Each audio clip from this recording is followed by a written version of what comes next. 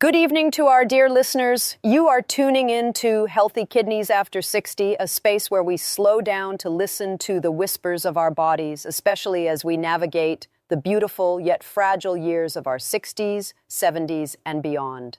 I am Jane Pauley, and tonight we are exploring a topic that many of us fear, yet few of us truly understand in its quietest moments, the onset of a stroke. We often think of it as a sudden lightning bolt, but what if I told you the body has been trying to tell you a story long before the crisis? Joining me today is a man who has spent nearly 5 decades listening to those stories, a renowned neurosurgeon who has walked beside over 20,000 patients through their darkest and most hopeful hours. Dr. Sanjay Gupta, it is a true honor to have you here with us. Thank you so much, Jane. It is a privilege to be here. As I sit here with you, I am reminded of the countless faces I have seen in my clinic over the last 50 years. These aren't just medical files to me. They are lives, they are grandparents, they are artists and neighbors. I have spent my career peering into the incredible complexity of the human brain, but more importantly, I've spent it listening to the regrets and the triumphs of people who realized, often too late, that their bodies were speaking to them in a language they didn't yet recognize. I'm not here to give a cold lecture today. I want to talk to you like a friend sitting across the kitchen table, sharing what I've learned from those 20,000 journeys, so that perhaps your story or the story of someone you love can have a much longer and more vibrant chapter ahead. Dr. Gupta, I want to start with something that I think haunts many of us as we get older. We all have that one friend or a neighbor who was perfectly fine on a Tuesday, enjoying their morning tea, and then by Wednesday, their entire world had shifted because of a stroke. There is this pervasive, almost terrifying belief that a stroke is a silent assassin that strikes without a single word of warning. We live in this state of constant low-level anxiety, looking at the clock and wondering if today is the day our luck runs out. But in your decades of practice and looking at the research from the American Stroke Association, you've often suggested that this suddenness is frequently a misunderstanding of the timeline. Is it true that our bodies are actually trying to warn us, perhaps in a whisper, long before the tragedy actually screams? Are we just failing to hear the prelude to the storm because we are too busy living our lives?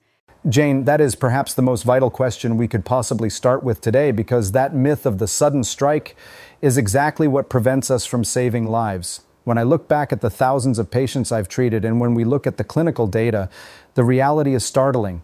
About 1/3 of all stroke patients experience what we call a transient ischemic attack, or a TIA, before their major stroke occurred. In the medical world, we call them mini strokes, but I prefer to think of them as the body's final desperate whispers. Imagine you are driving a car and for just 1 second the steering wheel feels loose or the brakes feel a bit soft, and then suddenly everything goes back to normal. Most of us would just keep driving, thinking it was a fluke or a bump in the road.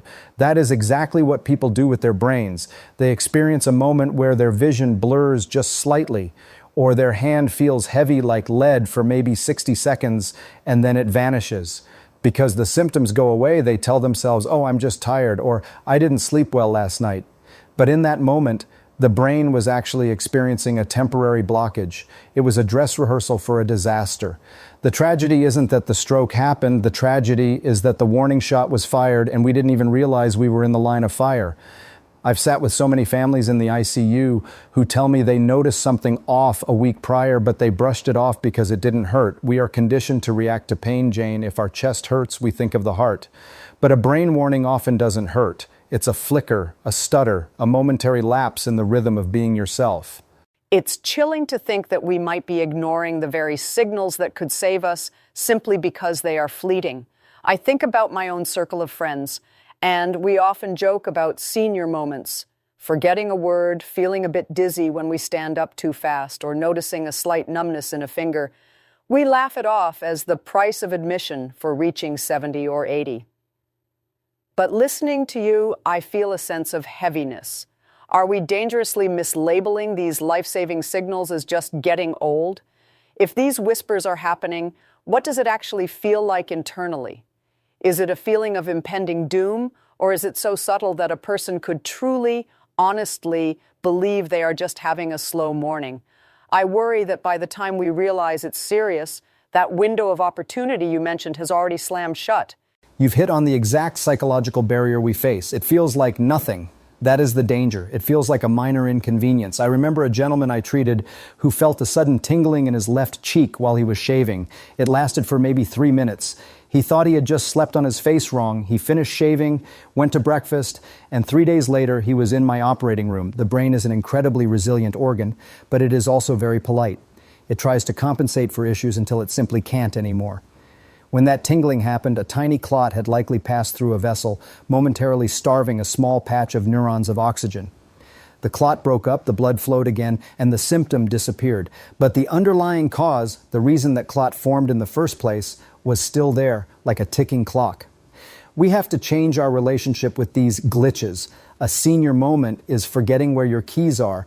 A neurological warning is forgetting how to use the keys or suddenly finding that your hand doesn't know how to grip them for a few seconds. These aren't signs of aging, they are signs of a system under duress. The American Stroke Association tells us that if we treat these TIAs immediately, we can reduce the risk of a major life-altering stroke by a massive percentage. But we can't treat what we don't report. We have to stop being brave and start being attentive. We have to realize that our bodies love us enough to warn us, but they can't force us to listen. Every time I see a patient who ignored a TIA, I don't feel frustration. I feel a deep sadness because I know that the person standing before me today could have been the same person they were yesterday if we had just caught that whisper. It is so heartbreaking to realize that the very resilience we pride ourselves on as we age might actually be our greatest enemy when it comes to neurological health. We have been raised to be tough, to keep going, and to not be a burden to our children or our spouses. So we swallow the fear and we push through the dizziness or the strange sensations. I often wonder about the psychological weight of this silence, the lonely moments in the kitchen or the garden where someone realizes something is deeply wrong, but they choose to look the other way because they are terrified of the stroke label. How many people are sitting at home right now, perhaps feeling a bit off, and convince themselves it's just the humidity or a lack of coffee? Is there a specific moment where that hiding of symptoms turns into a missed opportunity that can never be reclaimed? And how does that silence ripple through a family who eventually has to pick up the pieces of a crisis that didn't have to happen? You've touched on a very sensitive nerve, Jane, because the fear of losing independence is often greater than the fear of death itself for many seniors. I vividly remember Margaret Wilson, a 74-year-old woman living in a beautiful, quiet neighborhood in Portland, Oregon. Margaret was the pillar of her family, the kind of grandmother who never missed a soccer game and spent her weekends tending to a sprawling rose garden. One Tuesday morning, while she was pruning her bushes, she felt a strange, heavy sensation in her right arm, and her vision became slightly tunneled as if she were looking through a straw. It lasted for maybe 10 minutes, no more. Instead of calling for help, Margaret went inside, sat down with a glass of water, and told herself she had just spent too much time in the sun. She didn't tell her daughter, who called later that afternoon because she didn't want to cause a fuss or be told she couldn't live alone anymore. That silence was her way of protecting her autonomy, but it was actually the very thing that endangered it. When I met her in the hospital 3 days later, after a massive stroke had taken her ability to speak clearly, she looked at me with such profound regret in her eyes. It's a story I see repeated over and over again, where the fear of the doctor's office is actually a fear of a new diminished reality, yet by avoiding the diagnosis, they accelerate the very outcome they dread most. That story of Margaret is so haunting because it's so relatable. The idea of sitting there with a glass of water trying to will the symptoms away while the clock is ticking against you. It makes me realize that we aren't just fighting a medical condition, we are fighting a culture of stoicism that tells us to ignore our vulnerabilities. When you talk to someone like Margaret after the fact, how do they describe that internal dialogue? Is it a conscious denial? Or is it a genuine confusion where the brain is essentially tricking itself into thinking everything is normal? I think our listeners need to understand that the fuss they are trying to avoid is nothing compared to the reality of a long-term recovery process that could have been avoided with a simple phone call. It is almost always a mix of both, Jane. The brain has this fascinating and sometimes dangerous mechanism called anosognosia in extreme cases, but in these early whispers, it's more of a cognitive bias where we normalize the abnormal. Margaret told me later through much effort that she felt like she was watching herself from a distance, thinking, "This is strange." But then her mind immediately jumped to excuses like, "I didn't eat enough breakfast," or "My blood pressure must be a bit low today." We are experts at creating narratives that keep us safe in the moment but leave us vulnerable in the long run. In Margaret's case, she was so focused on maintaining her image as the strong one that she completely ignored the biological red alert her body was screaming. This is the silent part of the stroke, not that the symptoms are quiet, but that we keep quiet about them. We need to create a culture where saying, "I feel strange," is met with immediate action rather than a wait-and-see attitude. If Margaret had called her daughter or an ambulance that morning in Portland, we could have used blood thinners or other interventions that would have kept her in that rose garden for another 20 years without a single day of paralysis. It feels like we need to give ourselves permission to be wrong about our health, to go to the emergency room and find out it was nothing, rather than staying home and finding out it was everything. How do we break through that wall of pride and fear that stops someone from reaching out? Is there a way to talk to our elderly parents, or for us to talk to ourselves, that removes the shame of a false alarm? Because right now it feels like the stakes are so high that we would rather bet on our health being fine than admit we might be losing control of our bodies. The key is to reframe the action not as a loss of control, but as an ultimate act of self-preservation and love for one's family. I tell my patients that the most independent thing you can do is to catch a problem while it's still small. If you wait until you can't walk, you are choosing a much longer path of dependence.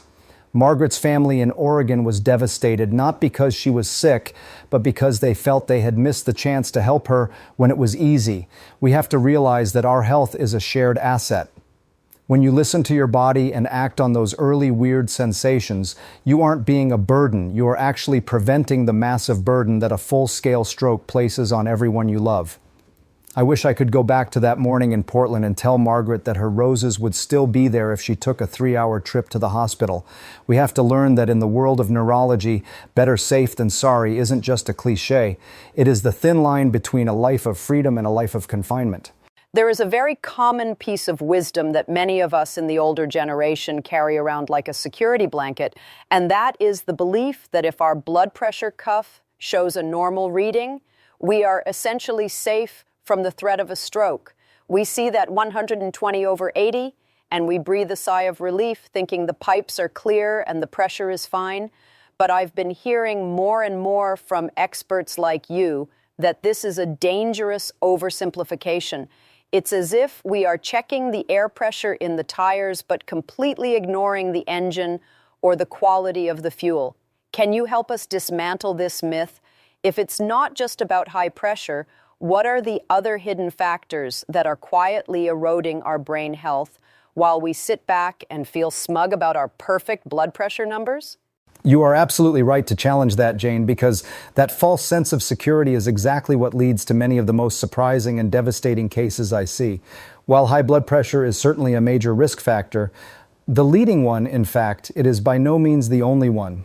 In reality, about 25% of all stroke cases occur in individuals whose blood pressure is within the normal or even low range. We have to stop thinking of a stroke as just a pressure problem and start thinking of it as a flow and quality problem.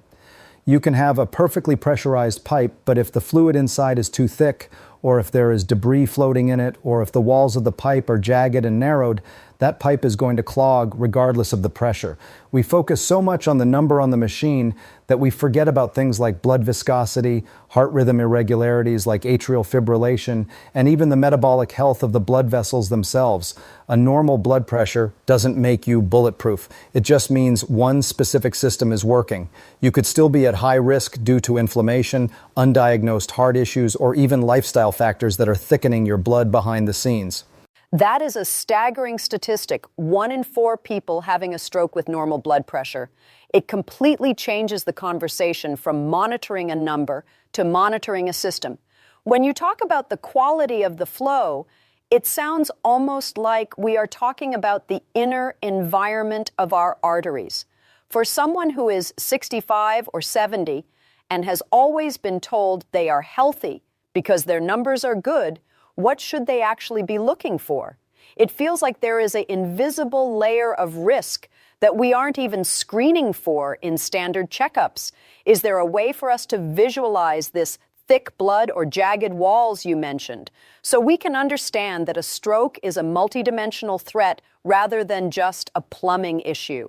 I often use the analogy of a river. You can have a river with a very steady, calm current. That's your normal blood pressure. But if that river is full of silt, fallen branches, and sludge, eventually a bottleneck will form at a narrow bend and the water will stop moving entirely. In our bodies, that sludge can be caused by many things: chronic low-grade inflammation from a poor diet, high stress levels that keep our blood sticky with cortisol, or even minor dehydration that makes the blood less fluid. Another huge factor we often overlook is the smoothness of the vessel walls. As we age, if we have high blood sugar, even if it's not quite at the diabetic level, it acts like sandpaper on the inside of our arteries. It creates tiny tears and rough spots where cholesterol and platelets can snag and start building a dam. You could have the best blood pressure in the world, but if your internal riverbeds are rough and your water is thick with metabolic waste, you are at risk. This is why I tell people that a healthy lifestyle isn't just about lowering a number. It's about keeping the internal environment slick, clean, and fluid. We need to be looking at our blood sugar stability, our hydration levels, and our heart's rhythm just as much as we look at that blood pressure cuff. It's fascinating and a bit frightening to realize that even healthy people can be walking around with sandpaper in their arteries. It makes me think about how we treat our bodies like machines that only need an oil change when they break down, rather than ecosystems that need constant balance. For our listeners who are now perhaps a bit worried despite their good numbers, what is the most important shift in mindset they can make? If we can't rely solely on the blood pressure monitor to tell us we are safe, what is the new gold standard for knowing our stroke risk? Is it a specific test? Or is it more about a holistic awareness of how our body feels on a daily basis? The new gold standard is a combination of comprehensive screening and what I call radical body literacy. We need to move beyond the simple blood pressure check and look at things like an EKG to check for silent heart flutters, a carotid ultrasound to actually see the pipes, and blood tests that measure inflammation markers like C-reactive protein. But beyond the clinical, the real gold standard is how you feel in terms of your stamina, your mental clarity, and your recovery. If you find yourself feeling unusually fatigued, or if your thinking feels muddy, that is a sign that the flow to your brain isn't optimal, regardless of what the pressure cuff says. I want people to stop saying, "My doctor says I'm fine," and start saying, "I know my body is operating at its best because I am fueling it to stay fluid." We have to take ownership of the river. We have to drink the water, eat the anti-inflammatory foods, and manage the stress that turns our blood into sludge. The best way to prevent a stroke is to ensure that the blood has no reason to stop moving, and that requires a much broader view of health than just one number on a screen. As we get older, many of us become quite set in our ways, and we often pride ourselves on our healthy routines. We have our specific breakfast, our specific walking route, and our favorite way to spend the afternoon. But I've noticed, and I'm sure you have too, Dr. Gupta, that some of these very routines can be based on outdated information or simple oversights that become incredibly dangerous as we age. We think we are doing everything right, yet we are unknowingly creating a perfect storm for a stroke. I want to talk about the mistakes that healthy seniors make, the ones who aren't smokers, who aren't sedentary, but who are still ending up in your care. What are these hidden traps that we are walking into? And how can a simple, everyday habit, like how much water we drink or how we respond to a minor dizzy spell, become a life or death decision? This is a crucial point, Jane, because some of the most tragic cases I deal with involve people who were doing 90% of things right but failed on a critical 10%. A perfect example is a patient of mine named Robert Miller, a 68-year-old man from Phoenix, Arizona. Robert was a fitness enthusiast. He walked 3 miles every morning and ate a very clean, low-fat diet. He was the picture of aging well. However, Robert had a very common but dangerous habit. He hated using the bathroom frequently, so he intentionally limited his water intake, especially during those hot Phoenix afternoons. He thought he was being efficient, but what he didn't realize was that in the desert heat, his body was losing moisture rapidly, causing his blood to become incredibly thick and viscous, what I call sludge blood. One afternoon, after a long walk followed by hours of yard work with almost no hydration, Robert suffered a major ischemic stroke. His blood pressure was fine, his cholesterol was low, but his blood was simply too thick to pass through a slightly narrowed vessel in his brain. His healthy routine of exercise actually became the trigger for his stroke because he ignored the fundamental need for fluid. That is so eye-opening, the idea that something as simple as avoiding the bathroom can lead to a stroke. It's a very human mistake, something a lot of us can understand, but the consequences for Robert in Phoenix were so severe. It makes me think about how many other small things we are doing or not doing that are silently upping our risk. Robert was exercising, which we are always told is good, but in his case it was the catalyst. How do we navigate this? It feels like every good habit has a hidden trap if we aren't careful. And what about the wait-and-see mistake? I imagine that's even more common than dehydration among the tough generation. You're right, the wait-and-see approach is the second great mistake. Robert actually felt a bit off and had a mild headache about an hour before his stroke fully hit, but he decided to take a nap to sleep it off. This is a mistake I see daily. In the world of strokes, time is brain. Every minute a clot is lodged in an artery, nearly 2 million neurons die. By choosing to nap instead of calling for help, Robert allowed the damage to spread from a tiny area to a significant portion of his motor cortex. People think that if they rest, the body will fix itself. And while the body is amazing, it cannot clear a major blockage without help. Another mistake is the "I'll mention it at my next checkup" mentality. If you have a moment of slurred speech on a Monday, waiting until your Friday appointment is like watching your house smolder and waiting for the scheduled chimney sweep to arrive. You have to treat every neurological anomaly as a 5-alarm fire. Robert's story in Arizona ended with him needing months of physical therapy to regain the use of his left side, all because of a lack of water and a decision to take a nap. It's a powerful reminder that we can't afford to be polite or patient with our symptoms. It sounds like we need to be almost aggressive in our self-care. But I want to go back to the hydration issue for a moment. For someone like Robert, or for our listeners, is there a simple way to know if our blood is getting into that danger zone of thickness? We can't see our blood viscosity at home. Is there a rule of thumb for seniors, especially those who might not feel as thirsty as they used to? Because the idea that a clean diet and daily exercise can be undermined by just being thirsty is quite a shock to the system. It is a shock, and it's because the thirst mechanism actually weakens as we age. By the time a 70-year-old feels thirsty, they are often already significantly dehydrated. My advice is to stop relying on thirst and start relying on a schedule. You should be sipping water consistently throughout the day, aiming for a pale, straw-colored urine. If it's dark, your river is getting muddy. Also, be wary of the hidden dehydrators like excessive caffeine or certain medications that flush fluids out. Robert's case taught me that we need to educate seniors that hydration isn't just about comfort, it's about hemodynamics, the physics of blood flow. We also need to normalize the idea of overreacting. I would much rather have a patient like Robert come into the ER in Phoenix and be told he's just dehydrated than have him brought in by ambulance 3 hours too late. We have to lose the tough it out badge of honor. In the modern world of medicine, the smartest people are the ones who complain early and often about anything that feels different. For so long, the narrative around strokes has been one of limitation. We were told that once the brain is damaged, that's it, the door is closed, and you have about 6 months to recover whatever you can. And after that, you're just stuck with whatever function remains. It's a very grim, very final way of looking at the human mind. But lately I've been hearing this beautiful, hopeful term called neuroplasticity. It suggests that the brain isn't a static machine, but more like a garden that can find new ways to bloom even after a storm. Is it true, Dr. Gupta, that even in our 80s or 90s, our brains are still capable of rewiring themselves? Can we truly find hope for recovery even years after a stroke? Or is this just wishful thinking? I want to know if there is a second chance for the brain to heal itself in ways we never thought possible.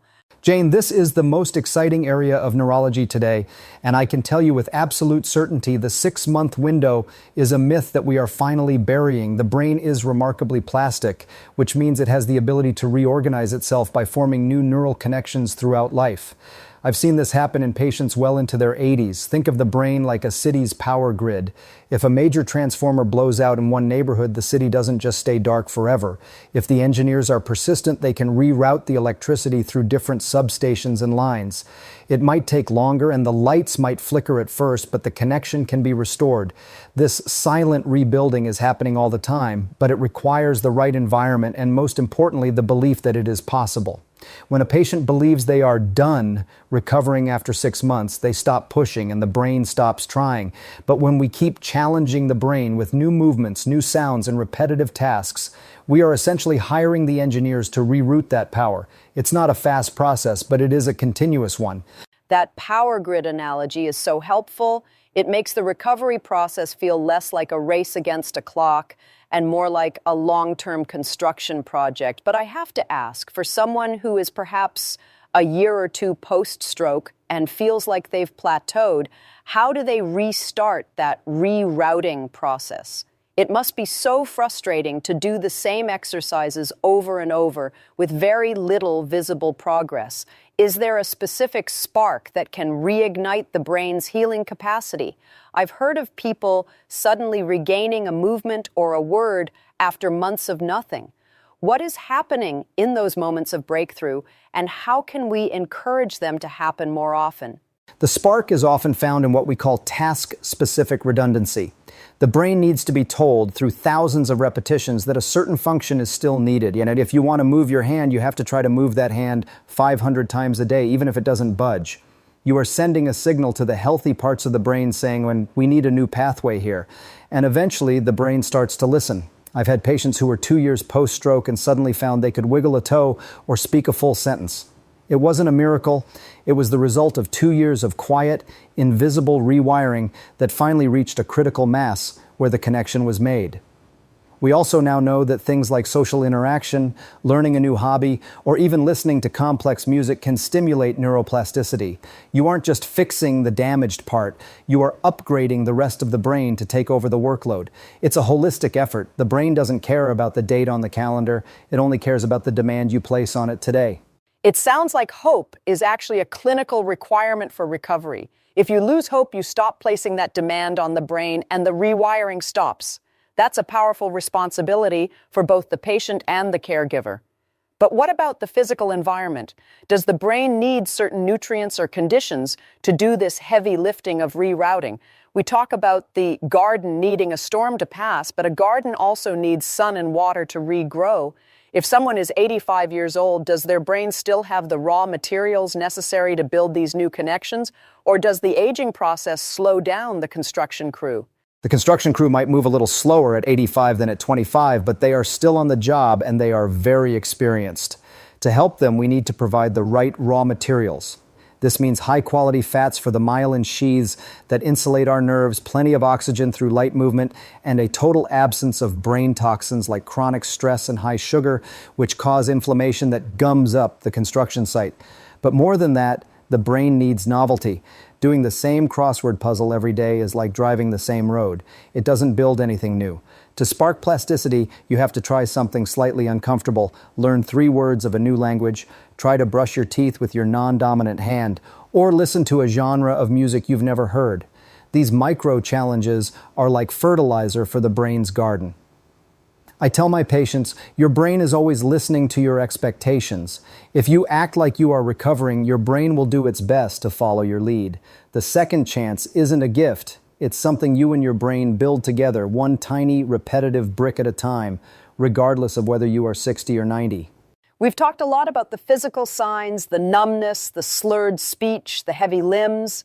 But there is another category of warnings that I think is even more frequently ignored because it's so easy to mistake for something else. I'm talking about the emotional and personality shifts. We often see an older relative become suddenly irritable or deeply anxious, or perhaps they just withdraw from the things they used to love. We tell ourselves, oh, they're just getting cranky in their old age, or they're a bit depressed because they can't get out as much. But you've suggested that these aren't just moods. They can actually be the brain's way of signaling a physical injury or an impending crisis. How do we distinguish between a natural emotional reaction to aging and a neurological red flag that requires a doctor's attention? It seems so cruel that a brain injury could hide behind a mask of unhappiness. You've touched on a very subtle and tragic aspect of stroke medicine, Jane. These emotional tells are often the most accurate early warning signs, yet they are the ones we dismiss the most. I think of a patient named Eleanor Johnson, an 81-year-old woman from Madison, Wisconsin. Eleanor had always been the life of the party, a joyful woman who loved her bridge club and her local church choir. But over the course of a few months, her family noticed a profound change. She became incredibly anxious about small things like the mail being 5 minutes late, and she started withdrawing from her social circles, claiming she was just tired of the noise. Her children thought she was just feeling the weight of her years or perhaps early dementia, but in reality, Eleanor was experiencing a series of silent strokes in the frontal and temporal lobes, areas of the brain that regulate emotion and social behavior. She wasn't cranky. Her brain's emotional thermostat was physically being damaged. Because no one saw a physical symptom like a drooping face, she didn't get a scan for months. By the time they did, the cumulative damage had significantly altered her personality. That is so deeply sad to think of Eleanor in Madison, Wisconsin, losing herself and being judged for it as just getting old. It makes me realize how much we rely on our personalities as a sign of health. If Eleanor had been younger, people might have noticed sooner, but we expect the elderly to fade or become difficult. For our listeners who might be noticing this in a spouse or a parent or even themselves, what is the specific flavor of this change that should trigger a medical visit? Is it the suddenness of the shift, or is it a specific type of irritability that feels neurological rather than just emotional? We need to know when to stop offering comfort and start seeking a diagnosis. The key word is disproportionate. If someone who was always calm suddenly flies into a rage over a dropped spoon, or if someone who was adventurous suddenly becomes terrified of leaving the house, that is a disproportionate shift. It's not just getting older, it's a change in the fundamental baseline of who they are. In Eleanor's case, her anxiety wasn't tied to any real-world threat. It was a biological misfire. I also look for emotional lability, sudden bursts of tears or laughter that don't match the situation. This is often a sign that the pathways between the thinking brain and the feeling brain are being interrupted. If you see this, don't just suggest a therapist or a vacation, suggest a neurologist. We have to stop treating the brain like it's separate from our soul or our personality. If the hardware is damaged, the software is going to glitch. Eleanor's unhappiness was a symptom, just like a fever is a symptom of an infection. If we had looked at her brain in Madison when she first started withdrawing, we might have found the vascular issues that were causing those mini strokes and saved the vibrant woman she used to be. It's a call for us to be more compassionate, but also more clinical in how we view our loved ones. We often don't want to medicalize someone's personality, but you're saying that's exactly what we must do to save them. It makes me wonder about the person experiencing it. Does someone like Eleanor know that her reactions are off, or is she as confused as everyone else? If I'm sitting at home and I feel a sudden, inexplicable wave of anger or a flatness where I used to feel joy, should I be worried about my brain health? It's a scary thought that my own mind could be failing me and I might just think I'm having a bad day. That's the most difficult part, Jane. Often the patient feels a sense of internal confusion or fuzziness, but they can't quite put their finger on it. Eleanor once told me she felt like she was losing the thread of her own life. She knew she was being difficult, but she couldn't stop it, and that made her even more anxious, creating a vicious cycle. If you feel a persistent shift in your emotional landscape that doesn't have an obvious cause, like a loss or a major life change, listen to that. It's your brain's way of saying it's struggling to maintain its equilibrium. We need to normalize the brain checkup for emotional changes. If we can catch these emotional strokes early, we can often intervene with better blood flow management or medication that stabilizes the vascular system, and in many cases, the personality returns as the brain stabilizes. We have to protect the who as much as the how. Eleanor's story is a reminder that the most precious thing we have is our connection to ourselves and others, and that connection is built on a foundation of healthy blood vessels and steady oxygen. We are constantly bombarded with advice about heart-healthy diets, and many of us over 60 have become quite disciplined about it. We've cut out the red meat, we've switched to low-fat options, and we reach for those boxes of healthy cereals or multi-grain breads every morning. We think we are doing our arteries a favor. But Dr. Gupta, I've heard you speak about the hidden killers in our pantry, things that we've been told are good for us, but are actually causing our blood sugar to spike and our blood vessels to become brittle. It feels like a betrayal to find out that our healthy breakfast might be setting us up for a stroke. Can you pull back the curtain on these dietary deceptions? What are the foods that are masquerading as safe, but are actually damaging the delicate lining of our brain's blood vessels? It is a betrayal, Jane, and it's one rooted in decades of flawed nutritional marketing. The biggest culprit is low-fat products. When food companies took the fat out to make things heart-healthy, they replaced it with sugar and refined starches to keep the flavor. For a person in their 70s, these refined carbohydrates are devastating. That healthy bowl of bran flakes or that multi-grain bagel is essentially a sugar bomb that hits your bloodstream instantly. High blood sugar doesn't just affect diabetics, it creates a state of glycation where sugar molecules stick to the proteins in your vessel walls, making them stiff and prone to cracking. Imagine your arteries as flexible rubber hoses. High sugar turns them into old, brittle plastic. When the pressure rises, those brittle walls can't flex, and that's when a stroke happens. We've been told to fear eggs and butter, but the real enemy is the white stuff. White bread, white rice, and especially the hidden sugars in processed healthy foods like low-fat yogurt or salad dressings. It's so confusing for people who have spent 40 years believing that fat is bad and grains are good. Now you're saying that the morning toast might be the very thing making our arteries brittle? It's a complete 180-degree turn. If we are sitting down to breakfast tomorrow, what should we be looking for instead? If we want to keep our hoses flexible and our blood moving smoothly, what is the actual brain-safe fuel? It feels like we need to relearn how to eat all over again, and that can be very overwhelming when you're 75 and you've had the same routine for half your life. Is there a simple way to identify a stroke trigger food without having to become a scientist?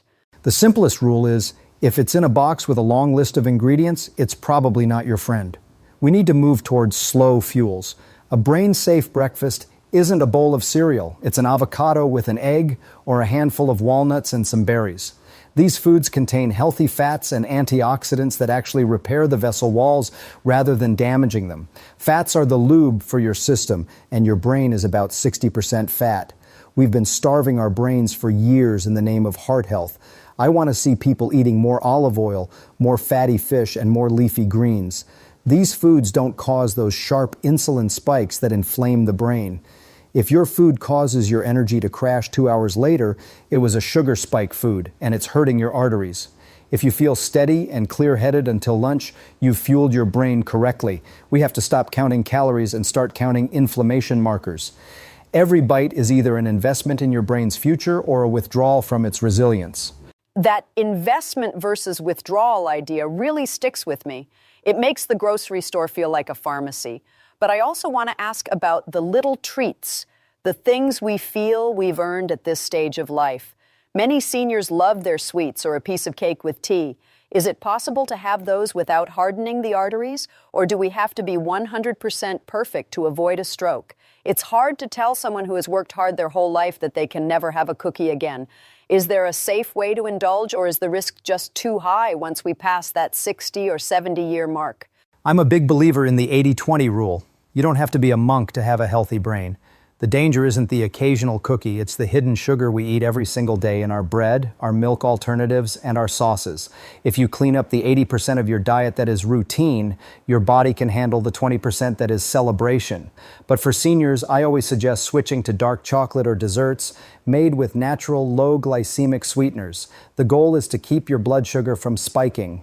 Think of it like a mountain range. You want gentle rolling hills, not jagged, sharp peaks. Those sharp peaks are where the damage occurs. I've seen patients who reverse their vascular aging just by cutting out sodas and white bread and replacing them with water and whole foods. It's never too late to start polishing your arteries from the inside out. Your brain is incredibly forgiving if you just give it the right tools to work with. We often think that preventing a major health crisis like a stroke requires a massive Herculean effort. Running marathons, spending hours at the gym, or following a complicated medical regimen. It can feel so daunting that many people just give up before they start, thinking, I'm 80 years old, I can't do all that. But I've been hearing a different message from you, Dr. Gupta. You talk about the power of the micro-habit, small, almost trivial changes that, when done consistently, can have a profound impact on the brain's resilience. I'm fascinated by this idea that a 10-minute walk or a specific way of drinking water could be just as effective as a bottle of pills. Can you share some of these small wins with us? How does someone like Thomas Green, who is nearly 90, manage to keep his brain sharp and his body moving using only these tiny daily shifts? Thomas Green is one of my favorite examples of this philosophy, Jane. He is 89 years old and lives in Sarasota, Florida. When I first met Thomas, he was struggling with his balance and felt faint quite often. He was terrified of having a stroke and becoming bedridden. Instead of giving him a grueling exercise plan, we focused on rhythm over perfection. We started with 3 things. First, he had to drink 1 full glass of water before his morning coffee. Second, he committed to a 10-minute mindful walk where he had to name 5 different birds or plants he saw. This engaged his brain and his body simultaneously. And third, he did calf raises while he brushed his teeth to strengthen his lower leg circulation. These weren't workouts. They were just adjustments to his existing life. Today, at 89, Thomas is more stable and mentally alert than he was at 80. He didn't need a marathon. He just needed to stop his blood from stagnating and his brain from idling. It's so encouraging to hear that at 89, Thomas in Florida is actually getting younger in some ways. It removes that feeling of it's too late, but I have to ask about the 10-minute walk. For many of our listeners, 10 minutes might seem like nothing, while for others it might feel like a lot if they have joint pain. Is there something magical about that specific time frame, or is it more about the consistency you mentioned? And how does naming birds actually help prevent a stroke? It sounds a bit like a game, but I suspect there is some very serious science behind why we need to keep our brains distracted while we move. The magic is in the blood flow to the prefrontal cortex. When you walk, you are physically pumping blood. When you observe and name things, you are demanding that the brain use that blood to process information. It's like turning on the faucet and the sprinkler system at the same time. This dual tasking is one of the best ways to build cognitive reserve, the brain's backup system. If one pathway is blocked by a tiny clot, a brain that is used to dual tasking already has multiple other pathways warmed up and ready to go.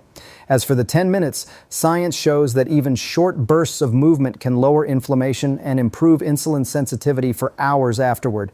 For someone with joint pain, I say, do 2 minutes 5 times a day. The brain doesn't care if you are in a gym, it only cares that you aren't sitting still for 6 hours straight. Stagnation is the enemy. Movement is the medicine. Thomas calls his 10-minute walks his brain insurance, and he's absolutely right.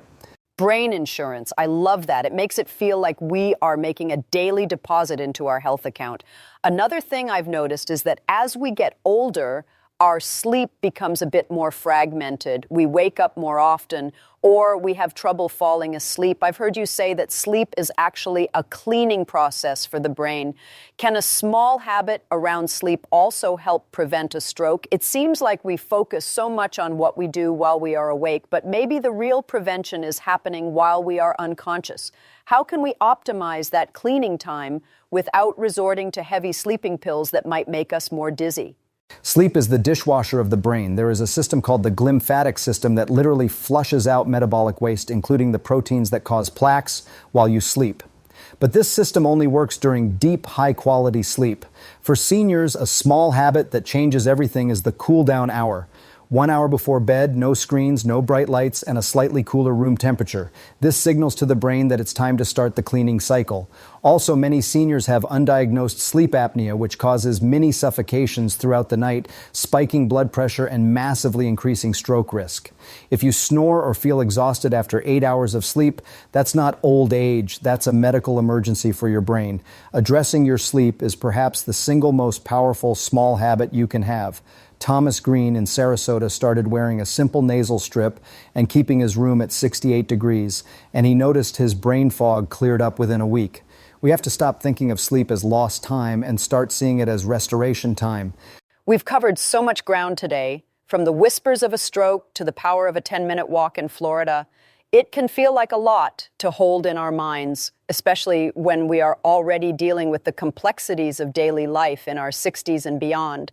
If you had to distill all of your 50 years of experience and those 20,000 patient stories into a few golden rules, the non-negotiables that every person over 60 should live by, what would they be? We want to feel empowered, not overwhelmed. We want a map that we can follow even on our bad days. What are the 3 pillars that truly hold up a stroke-proof life, and how can we make sure we aren't just surviving our old age, but actually thriving with a brain that remains sharp and resilient until the very end? If I could boil it down to 3 pillars, they would be fluidity, rhythm, and responsiveness. Fluidity is about your internal environment, keeping your blood thin and your vessels flexible through proper hydration and avoiding sugar spikes. Rhythm is about your daily habits, moving your body consistently, even in small bursts, and honoring your sleep as a sacred cleaning process. And responsiveness is about your relationship with your symptoms, losing the pride that stops you from seeking help and reacting to every glitch as if it's a vital piece of information. Research shows that if you manage these 3 things, you can reduce your risk of a recurring or first-time stroke by up to 58%. That is more powerful than almost any medication I can prescribe. You are in the driver's seat of your own neurological destiny. You don't have to wait for a doctor to tell you to be healthy. You can start cleaning the pipes and rewiring the grid today, right now, with the very next glass of water you drink. 58%. That is an incredible number. It means we have far more control than we've been led to believe. It's a very hopeful message, especially for those who might feel that their best days are behind them. But I want to talk about the responsiveness pillar one last time. It's the hardest one because it requires us to face our fears. For someone who has already had a mini stroke or is living with the fear of one, how do they find the courage to be responsive without living in a state of constant panic? We don't want our listeners to spend every second checking their pulse or worrying about a tingle. How do we find that balance between vigilance and peace? It seems like the golden rule should also include a way to keep our hearts calm while we protect our brains. That balance comes from preparation, not panic. When you have a plan, you don't have to be afraid. I tell my patients to have a stroke action plan stuck to their fridge. It says, if I feel X, I call Y immediately. Once you have the plan, you can let go of the worry. You've outsourced the fear to the plan. You can then focus on the fluidity and rhythm parts, which are actually very peaceful. Drinking water, walking in the garden, and sleeping in a cool room are all pleasant, life-affirming activities. The golden advice is to fall in love with the process of caring for yourself. Don't do it because you're afraid of dying. Do it because you're in love with living. I've seen 90-year-olds who have more life in them than 40-year-olds because they've mastered these rhythms. They aren't fighting aging, they are optimizing it. Your brain is a masterpiece, Jane, and it deserves a curator who is attentive, kind, and proactive. The 58% reduction isn't just a statistic, it's a promise that your future is still very much in your hands. Fall in love with the process of caring for yourself. That is a beautiful way to phrase it. It changes the whole tone from medical prevention to self-respect. It's about honoring the vessel that has carried us through 6, 7, or 8 decades of life. As we wrap up this portion of our conversation, I'm struck by how much of your advice is about returning to the basics: water, movement, sleep, and honesty. We've looked for the magic pill for so long, but maybe the magic was always in the 10-minute walk and the glass of water. Dr. Gupta, your perspective gives us a sense of agency that I think many of us felt we had lost. We aren't just waiting for the silent assassin to strike. We are active guardians of our own minds. Exactly, Jane. We are the guardians. And remember, the brain is the only organ that can actually improve itself by thinking about itself. By listening to this podcast today, our listeners have already started the process of neuroplasticity. They are building new connections, learning new ways to protect themselves, and shifting their mindset. That is the first step toward a stroke-proof life. My final golden rule is simply this: never underestimate your brain's ability to surprise you with its resilience. Treat it well, listen to its whispers, and it will continue to tell your story for a long, long time. It has been a joy to share these stories with you, and I hope everyone listening feels a little more in charge of their journey today. We have come to the end of a truly profound journey today. We started with the whispers of a stroke and ended with a vision of life where aging isn't a decline but a new kind of mastery. I'm thinking back to Margaret Wilson in Portland, and I wonder how her story might have been different if she had heard this conversation. I imagine her not sitting in silence with that glass of water, but picking up the phone with confidence, knowing she was saving her future. Dr. Gupta, you've given us something more than medical advice today. You've given us a new narrative for our later years, a narrative where we aren't victims of our biology, but partners with it. As we close, I'd love for you to leave us with one final thought, something for the person who is sitting in their living room right now, feeling the weight of their years, and wondering if they still have time to change their ending. Jane, I want that person to know that the ending of your story hasn't been written yet. Every morning you wake up is a new page, and your brain is ready to pick up the pen. I often think of Margaret, and while her journey was difficult, she eventually found her way back to her rose garden. She had to learn to garden with one hand for a while, but she did it. And she told me that the roses smelled even sweeter because she knew how close she had come to never seeing them again. That is the spirit of the human brain. It is built for survival and for joy. My final message to you is, don't let the fear of aging steal the life of your aging. You are not a burden. You are a treasure of experience and wisdom, and your brain is the library that holds it all. Protect that library, drink your water, take your walks, listen to the whispers, and above all, stay curious. It has been a profound honor to spend this time with you and your listeners, Jane.